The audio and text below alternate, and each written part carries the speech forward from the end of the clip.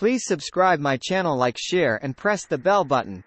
A young boy holds an alphorn at the 4th Swiss Yodeling Festival in Interlaken, Berne, in 1933.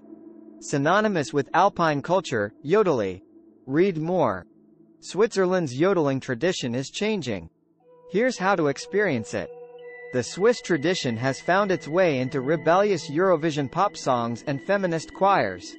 Yodeling has been practiced probably for as long as humans have expressed themselves through song. But the singing style synonymous with Switzerland and its Alpine neighbors hasn't always been a crowd pleaser. In A Tramp Abroad, Mark Twain wrote, "During the remainder of the day, we hired the rest of the yodelers not to yodel anymore." Fellow 19th-century traveling man of letters Sir Walter Scott was even more scathing when, in an 1830 journal entry, he likened the sounds to the tones of a jackass. Despite yodeling's historical detractors, Roman Emperor Julian wasn't a fan either. Ancient forms can be found all around the world, from Scandinavian kulning to Iranian tarir and Hawaiian leo kia kie. In Switzerland today there are around 20,000 official Federal Yodeling Society members, plus a triennial festival that draws up to 150,000 fans to enjoy competition and not just yodeling but also alphorn blowing and flag waving.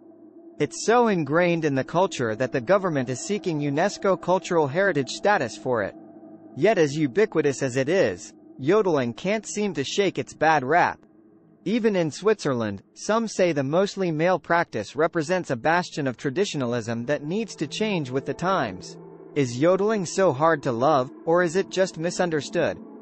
Is it destined for dusty music libraries, or will a new generation bring it into the modern age? Yodeling history and misunderstandings. In pastoral times, the loud, rapidly trilling vocalization was a way for Swiss mountain herders to call their livestock or communicate between villages. In the 19th century it was a form of European music hall entertainment that traveled the globe, becoming popular particularly in the United States. About this map. Nowadays there are essentially two forms of Swiss yodeling. The nature jodel is a wordless melody said to express the feelings of the mountain people in distinct regional dialects. The yodeli or yodel song is a more modern style influenced by 19th century vocal aesthetics. Typically, it comprises a few stanzas of text about rustic romantic things like mountains and flowers, followed by a trilling syllabic refrain. Deviation from these norms is generally frowned upon within the Swiss yodeling establishment, as embodied by the Eidgenössischer Jodelerverband, EJV, the Federal Yodeling Association. Members of the Schuppel Yodel group perform during the Silvesterschlausen celebration in Appenzell, on January 13, 2017. The Anu. Read more. Photograph by Michael Bucholzer, AFP, Getty Images. Dutch-American music writer Bart Plantinga is perhaps the world's leading authority on yodeling. He has dedicated a large part of his life to seeking it out, including in Switzerland, which he hails as a spiritual center for yodeling. Plantinga stresses the importance of not letting preconceptions cloud people's understanding of the art form. A cultural prejudice has accumulated from clichés about what yodeling is, he says. No, it's not just Switzerland and a couple of cowboys. In Plantinga's view, scarcely a single style of music has been able to resist the intoxicating call of the yodel in one way or another. It's far more pervasive than people would probably realize, he says, demographically, geographically, and genre-wise. How yodeling is changing. So central do the Swiss consider the singing style to their cultural identity that the government is submitting it to UNESCO's Intangible Cultural Heritage of Humanity list. By as soon as 2025, yodeling may be enshrined alongside the French baguette and the Congolese rumba as a protected tradition.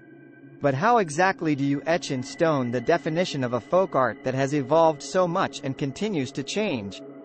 It's a question that speaks to an ongoing tug-of-war within the Swiss yodeling community, between those such as the EJV and others who believe in loosening the dirndl to allow individual creativity to flourish. The idea of controlling what is your own folk music is utterly ridiculous, argues Plantinga. Here's how to explore Morocco through its soulful music traditions. A group of Swiss alphorn blowers arrive at the Yodel Festival in Davos, Switzerland, on July 5, 2014. The triannual festival draws hundreds of those. Read more. Photograph by Arno Balzarini, Keystone, AP Photo. Ras sees no shortage of passion and promise among yodelers from all ages and backgrounds. But she senses a desire among many to break free of existing structures and customs. As an example, she highlights Echo vom Eierstock, or Echo from the Ovary, a feminist choir on a mission to update outmoded male-centric yodel lyrics to reflect modern experiences, especially among women. For me, yodeling nowadays is very colorful, Ras reflects. It's very important to have all these different styles beside each other.